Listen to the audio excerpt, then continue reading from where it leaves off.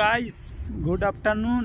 আমি এই বিকেলে কাজের পরে একটু সময় পেয়েছি, তাই ভিডিও করার জন্য একটু বেরিয়ে পড়লাম। কারণ হচ্ছে এখনও চ্যানেলের কোনো দিক দিশা নেই, যে চ্যানেলের নাম রাখবো কি, চ্যানেল করব কি, আর কি চ্যানেলের চ্যানেলে কি ভিডিও ছাড়বো কোনো ঠিক নেই। কারণ যে আমার একটাই মকসদ, যে আমি দেশে থাকি আর বিদেশে থাকি, যেখানে যেখানে ফেমাস জায়গা আছে ওইগুলো ঘুরবো। আর চ্যানেল খুলেছি, চ্যানেলের নাম রাখবো ভেবে চিন্তে রেখেছি। চ্যানেলের নাম কি রাখা যায়, अबे जल्दी बोल, कल सुबह पनवेल निकलना है। আর যেই ব্লগস রাখার চিন্তা রেখেছি।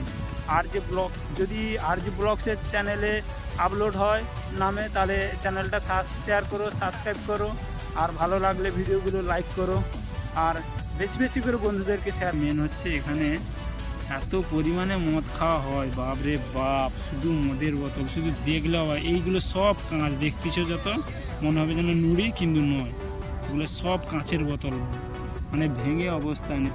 ওইদিকে গেলে আর পুরোটা কাঁচের বোতল। কি যে একটু যদি অসাবধানে চলা যায়, সঙ্গে সঙ্গে পা কেটে যাবে। শুধু কাঁচের বোতল, আর সবই ভাঙা, কোনো গাইস এই দেখো, ক্রিকেট খেলা হচ্ছে। পাকিস্তানি, ইন্ডিয়া, বাংলাদেশ সবাই মিলেমিশে এখানে বন্ধুর মতন খেলে। আর ওই দিকটা খেলা হচ্ছে নাইজেরিয়াদের, কিছুটা দূরে আছে ওরা, নাইজেরিয়ারা ফুটবল খেলছে। দেখো যে কী বলবো, ক্রিকেট খেলার যে একটা লাইন দাগ থাকে, সেই লাইন দাগটা কী দিয়ে তৈরি করেছে শুধু দেখো। একটা লাইন দাগ, ওই যে একটা বোতল, এখানে একটা আছে, এখানেও বোতল, সব আছে, এখানে বোতল, ওইদিকে বোতল, মোট বোতল দিয়ে পুরোটা রাউন্ড করে রাখছে। এটাই হচ্ছে ক্রিকেটের দাগ, এর বাইরে গেলে 6। তো গাইস, এখানে যত পরিমাণে বোতল ভাঙা দেখছো, যত সব মদের বোতল, সব এই বালির ভিতরে দোকানে। এই বালি খুললে তুমি পাবে, এদের একটা জায়গা আছে বালির ভিতরে, মদের পেটি সব লুকানো আছে। এবারে একটা করে শেষ হবে, একটা পেটি বার করবে, নাহলে এখানে পুলিশের প্রবলেম আছে না। এরা তো ব্ল্যাকে ব্যবসা করতেছে, কোনো লাইসেন্স নেই, কিছু নেই। এরকম মাটি খুলে, মাটি বলা ভুল, এখানে শুধু বালি আর বালি, আমার শুধু মাটি হয়ে যাচ্ছে। কারণ আমাদের এদিকে মাটি থেকে এমন হয়েছে,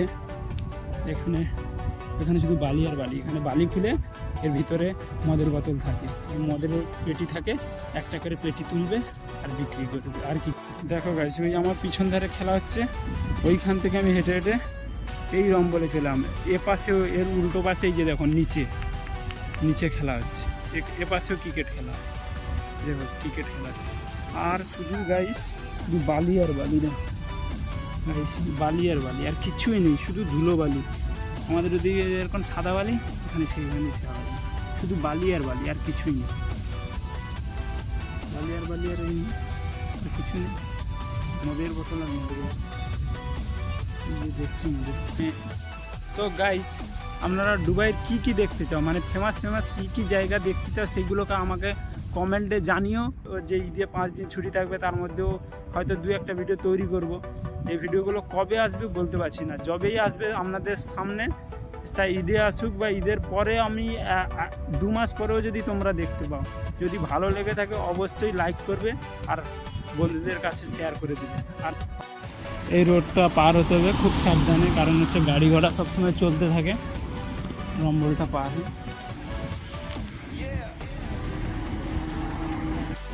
তো গাইস, যে একটা জিনিস তোমাদেরকে তুলে ধরার জন্য আমি এইখানে ভিডিওটা তৈরি করছি, সেটা হচ্ছে যে এখানে শপিং মল আছে, শোরুম আছে, সব কিছুই আছে।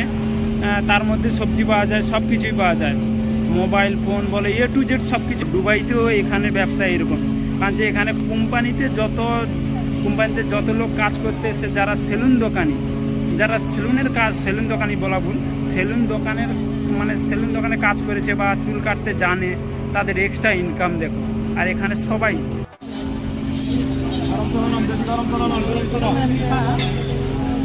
এই যে সেলুন দোকান,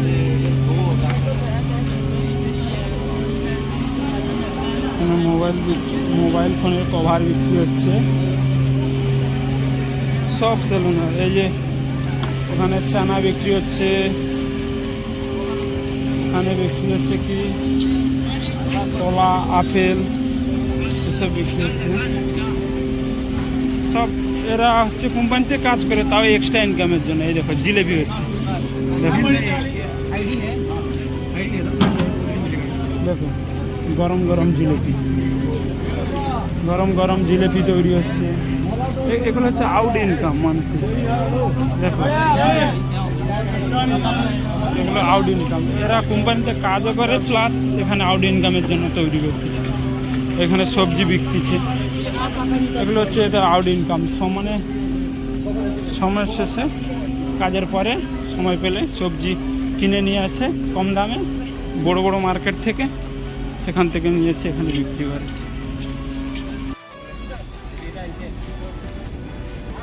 দেখো লেগ, কম্বল, প্যান্ট, জামা, মোটামুটি সব কিছু পাওয়া যাবে এ টু জেড।